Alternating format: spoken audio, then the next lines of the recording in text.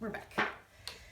So I want to add a little bit more of the cobalt violet light. All right, and if it's moving too much, take some water out, right? Because this is still wet. So everything's going to move around a little bit, but this allows me to drop some color in, and I can remove color if I want. All right, so we're putting a little bit in. I think we're going to need, you know, I really prefer to paint, like my thought is to paint with more color than you see, right? So if we've got a picture of crocuses that are fairly, you know, even in color. They're very kind of a light sort of lavender look, but don't they look nice with a little bit of blue in it, right? Because your eye can see other colors, and why not, right? Why not make things a little more less uniform, right? It's all about the painting. It's all about the watercolor. It's all about using the qualities of watercolor, which are, you know, blooming and bleeding together, and letting the water move the paint around. So I'm coming back in. I'm drying the curled edges of the crocus here, and let's see if we can do things a different way on the next one. All right, let's leave that guy for the moment. Let's try another one. And maybe we try, I'm still liking that blue violet here. You know, a lot of people have the dioxazine violet, right, which is a very, very dark purple. So and very concentrated purple. So if we add some, yeah, it's a very nice, beautiful purple. But you want to lighten it up a little bit. You just put a little more water in it, and that will thin it out a little bit more. Let's try this one a different way. We'll put the darks in first, and I'll leave the lighter edges. And put them in later, right? There are no rules, no laws about how this gets done. You can do it any way you want.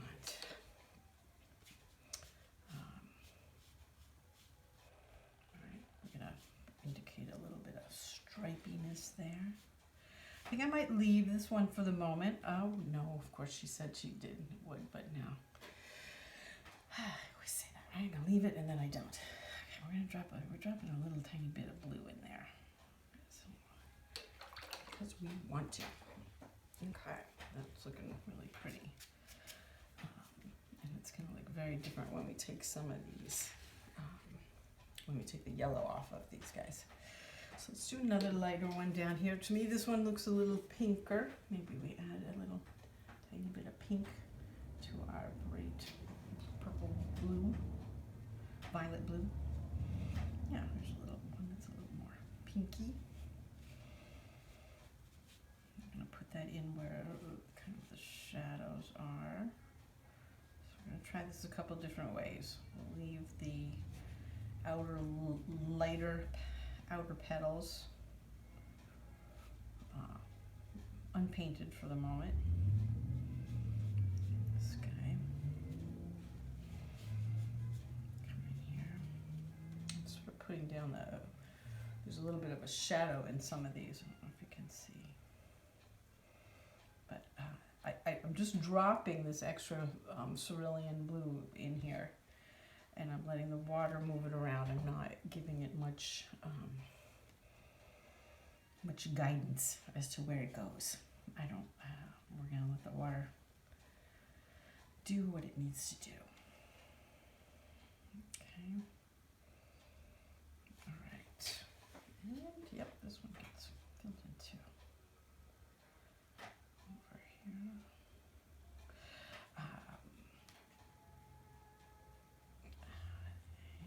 And all right, what I'm doing is I'm putting in the shadows,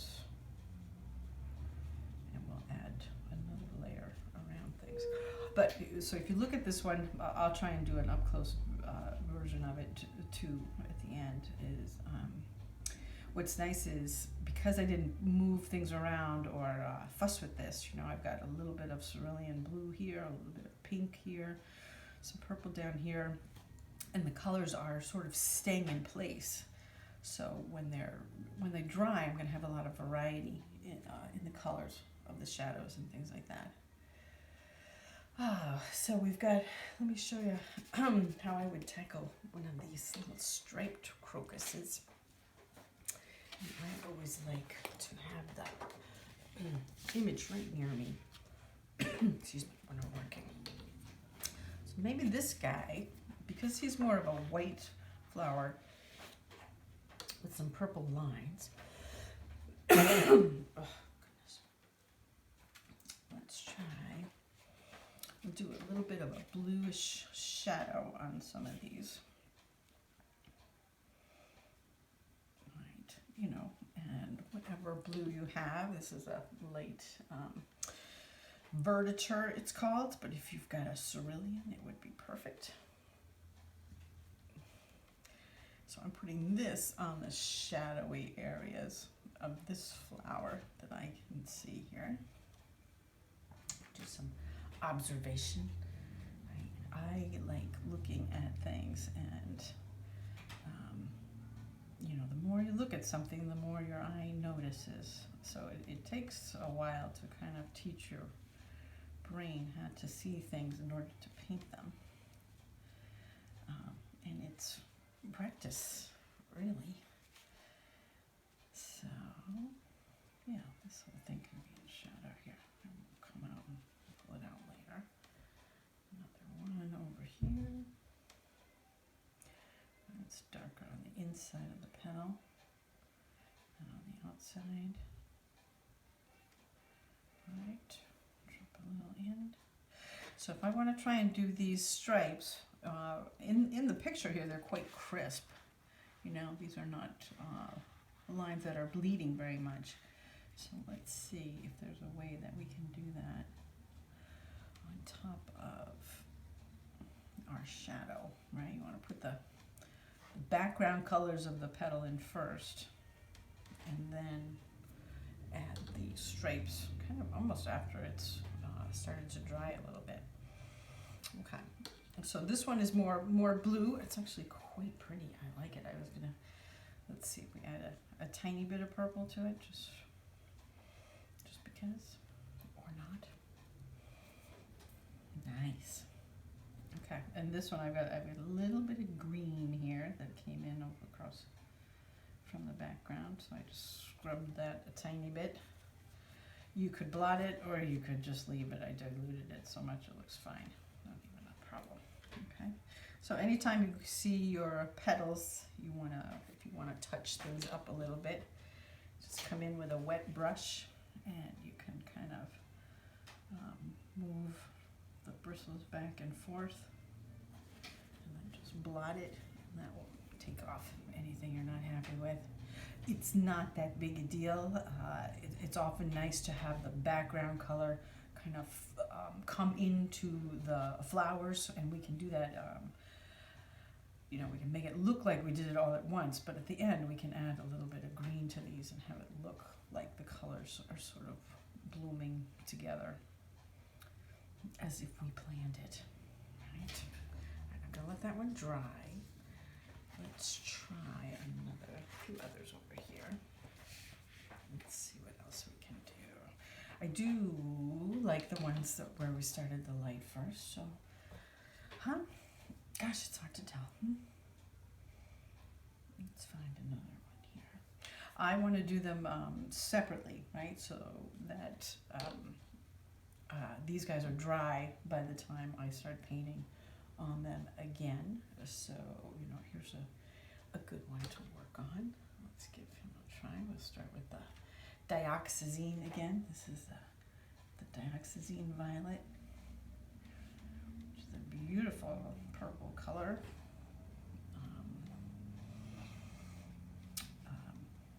Old color too, old purple. I think I've heard that Monet used it in his oil paintings, right? This is a watercolor version. but he used the same pigment in oil paint. So it's been around for quite a while. I like it because it's not one you have to, it's not too red, it's not too blue. It's good overall purple, which is difficult to make depending on, you have to have just the right red and just the right blue.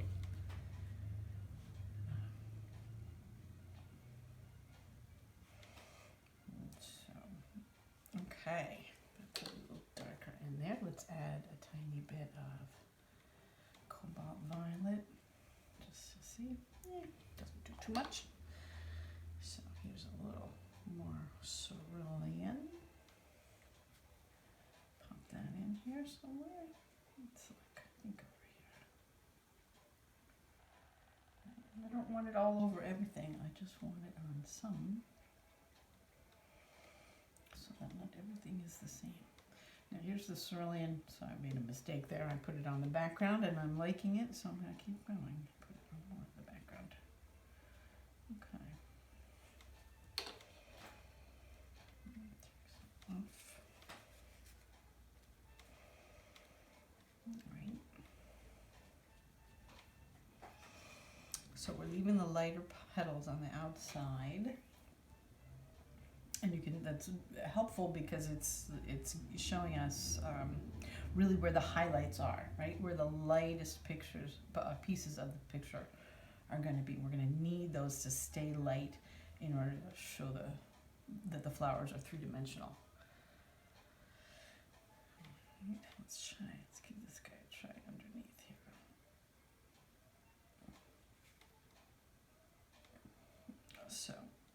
So I started off this video by telling you that I wanted to paint the lights first, and now I'm doing the exact opposite. Right? I'm painting the darks, the shadows in the flowers first. That is because I, in general, have no idea what I'm doing. I am just trying to figure it out as we go, just like you. And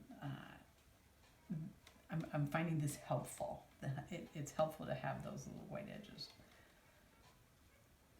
Right. So we do whatever works. Let's go and grab a little more pink here. This is something called bright rose. Can use opera, can use whatever you want. A little pink in here.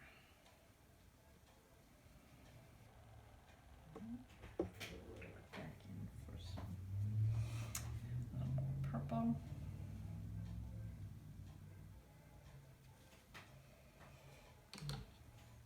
But what's really making them pop is a tiny little bit of cerulean in it.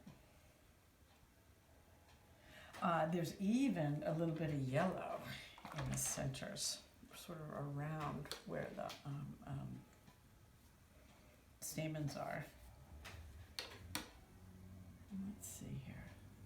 This is a little bit of Naples yellow. Let's give this a little bit of a try. Just kind of drop it in there and see if we can get a little yellow around the bottom, the center of the flower. I don't want to mix it too much because I want the yellow to stay there. I don't want it to turn really into a different color, green or whatever. But that does seem to be working. And because I've gone back in, I'm sort of getting a little tiny blooms around the centers, which actually seems to be working okay anyway. That got a little dry. Huh, that's looking a little pretty. I actually like it. Add a little more there. Okay. You can pull this out in a line if you want as well. Don't go too far. Don't. Make sure you just drop a little in. Okay. These guys are, they're close to dry. They're not quite dry. So let's grab a tiny brush Very nice point. That dioxazine purple is actually almost perfect for the stripes on the crocuses. So let's show you how to do that. I'm going to turn it again and work this way. It's much easier to paint down than it is to paint up. Hopefully that will prove the case as I just said this right now. All right, so let's give one of these a try. I'm going to come in here and do this guy. We'll see. Oh, it's still too wet. Okay, so you've got to wait a little bit or take some water out of your brush, right? If it was moving too much, it means that it's still just a tiny bit too wet. So here's what we're going to do. Take a little off, and we're going to start that again. And this time my brush is a little bit drier. And now I can come in. It's still moving a little. And that allows us to not have a perfect edge here. Okay, but I can take these guys, oops, finer line. There we go. Let's see if these are dry. So you want to, curl these lines up to indicate that the petal is curling. Folding kind of in on itself.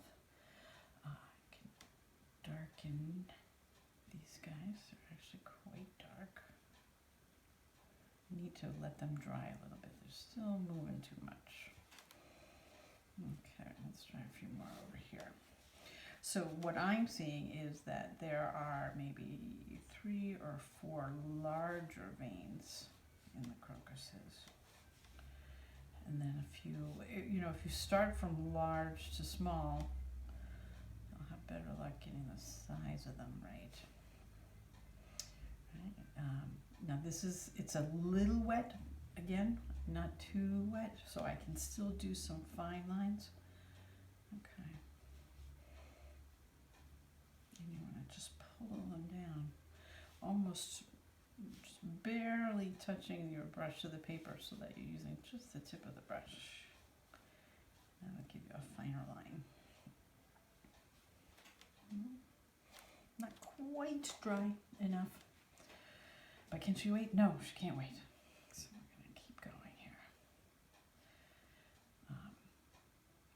Sometimes it takes me a while to get it right on the petal. Figure them out. This one's quite a bit drier, so you can see the lines are a lot crisper. Okay.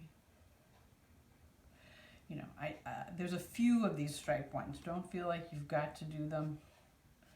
You could do them wet so that it's not quite as tight as this. That's a possibility also.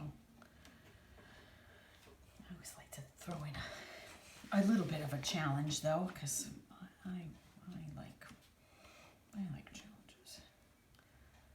All right, so this front petal is going to show up by having the dark behind it.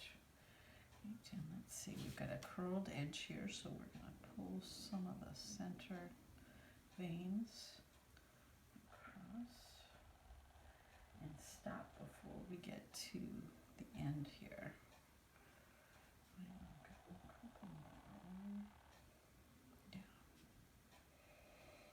Okay, and then I'm going to use just the tiny tip of the brush to do the tiny itty bitty lines. This is not my smallest brush. I like how long these brushes are because they hold a lot of paint, and I can do all of these stripes all at once. A very small brush, which we sometimes use, a 000, these tiny things, they really hold a very small amount of water, so you can paint one stroke and then you have to go back and get more paint, which is rather annoying. So these, if you can master the art of the larger brush, you get a little bit more done. A little quicker. Okay. All right. And I can always come in and darken these up. We got one more petal over there. Let's turn this a little bit, make it easier to work. Kind of working behind my picture there. Let's move this over a little. Let's see. I hope you can see over my hand. All right, 1, 2.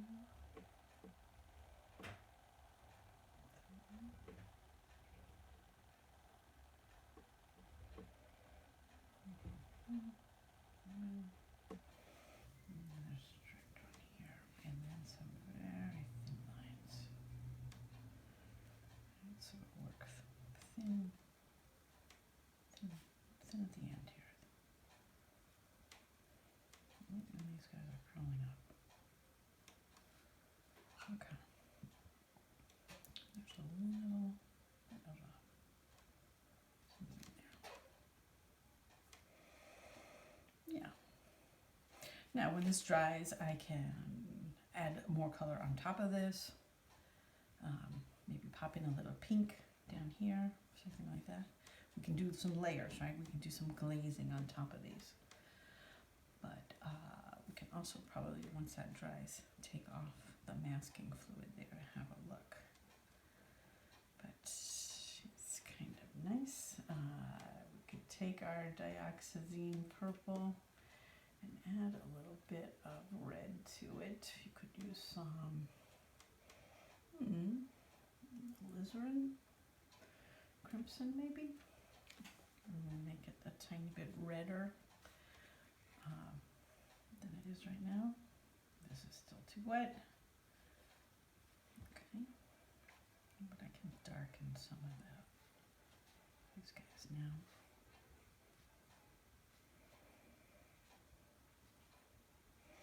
You see these guys are all in shadow, so I can come in and darken them too. But don't forget, you do have to wait on occasion until the paint dries. And if you're constantly going over someplace where it's wet, it's not helpful at all, because you'll start to pull up what you've already painted. It'll just keep coming off. Okay. So I'm just trying to define that outer edge there. Get a few more little stripes here.